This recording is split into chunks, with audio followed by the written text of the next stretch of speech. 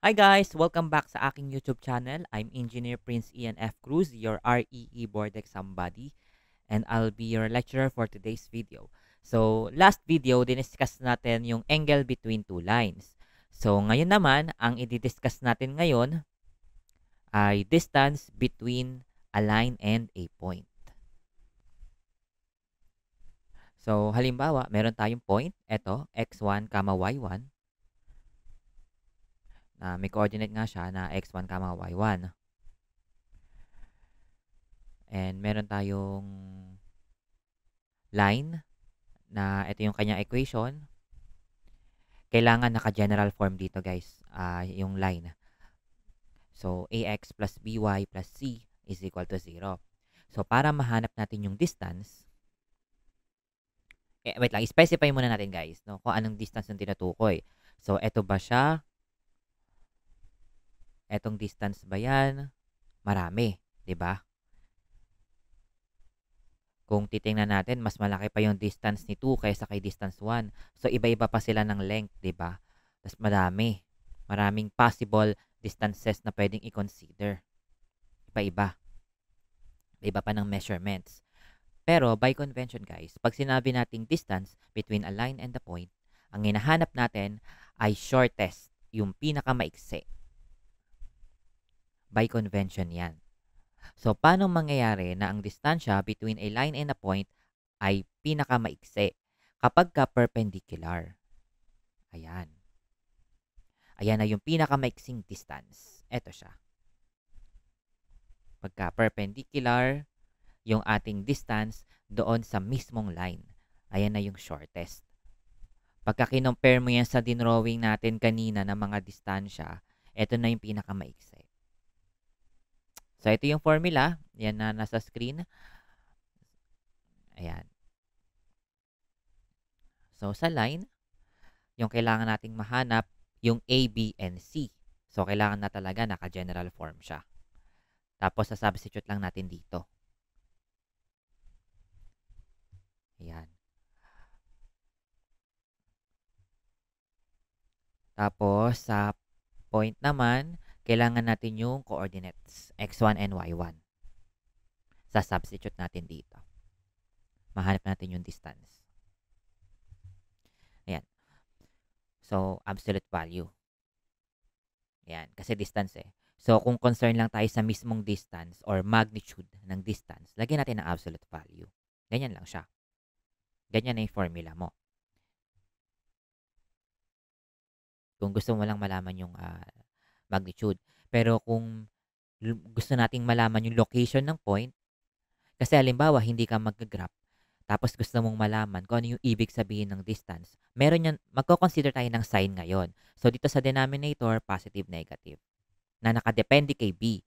Kung ano yung sign ni B dun sa equation ng line, yun din yung susundin natin dito sa positive, negative na ito. So, dahil may sign convention na tayo dito, tapos nawala pa yung absolute value sa numerator, yung distance natin na lalabas, pwede na siyang maging positive or negative. Unlike sa formula sa taas na pure positive lang talaga yung lalabas kasi concern ka lang sa magnitude. Kasi tinanggal mo ni positive negative sa denominator, naglagay ka pa ng absolute value sa numerator. So, palaging positive. So, dito nga, kung hindi natin i-consider yon yung absolute value, tapos maglalagay pa tayo ng positive negative sa denominator, may sign na yung D. Pagka ang lumabas na D or distance ay positive, the point is above the line. So, andito yung line, nandito ngayon yung point sa taas. Or nasa right. Right side. Yan. Tapos, kapag ang lumabas na distance ay 0, ibig sabihin, yung point ay nandun mismo sa line. Kasi wala nga silang distansya eh. So, ibig sabihin, nandun na siya mismo sa line. Nandun siya mismo. Kapag ang lumabas naman ay negative, ang point ay nasa ilalim ng line or nasa left. Ayan. So, may mga problems na kailangan tong malaman. Yung sign, kung ang point ba ay nasa taas, nasa baba, or nasa line mismo. Kung ayaw nyo mag-graph. Pero kung kaya mo naman siyang i-graph, kahit hindi mo na i-consider yung may sign, no? Kasi malalaman mo naman sa graph mo kung nasaan yung point. Pero kung ayaw mo nga mag-graph, parang gusto mong mag-compute na lang, pero kailangan mong malaman yung location ng point, gamitin mo yung may sign. So, next problem tayo. Find the distance between the line x plus y is equal to 2 and the given point 1/2, 1/3. So, distance between line and point tayo. So, sa formula, gaya na sabi ko kanina, kailangan naka-general form yung line. So, dito, kailangan lang natin malaman is magnitude. So, i-absolute value na lang natin to. Tapos, wag natin i-consider yung sign sa denominator.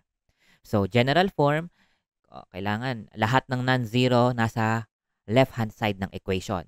So, ilipat natin yung 2 is equal to 0. Yan, naka-general form na yan. So, nasan dyan si A? So, pag walang nakasulat, 1 yan.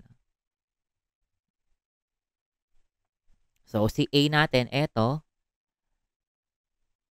si B, eto si C. Tapos, merong binigay na point. Substitute lang natin, no? Eto si X1, eto si Y1. Ayan. So, substitute na lang natin dito. So, yung A,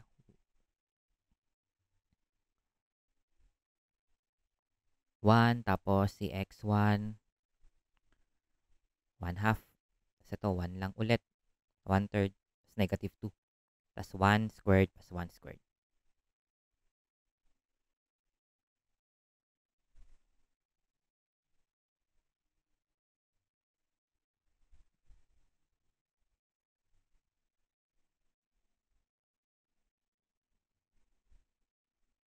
Yan. 7 square root of 2 over 12. So, may absolute value naman. So, wala nang negative. Yan. So, ang sagot natin ay letter A. Yan. Kaya lang siya nag-negative guys dahil sa numerator. Kasi di natin nilagyan ng absolute value. Pero positive lang talaga yan. So, ayun lang guys. So, yun muna for today's video. So, next video ulit. Sana may natutunan kayo. Don't forget to like and subscribe and mag-comment na mga topics na gusto nyong i-discuss natin sa mga future videos. Yun lang guys. See you on the next video.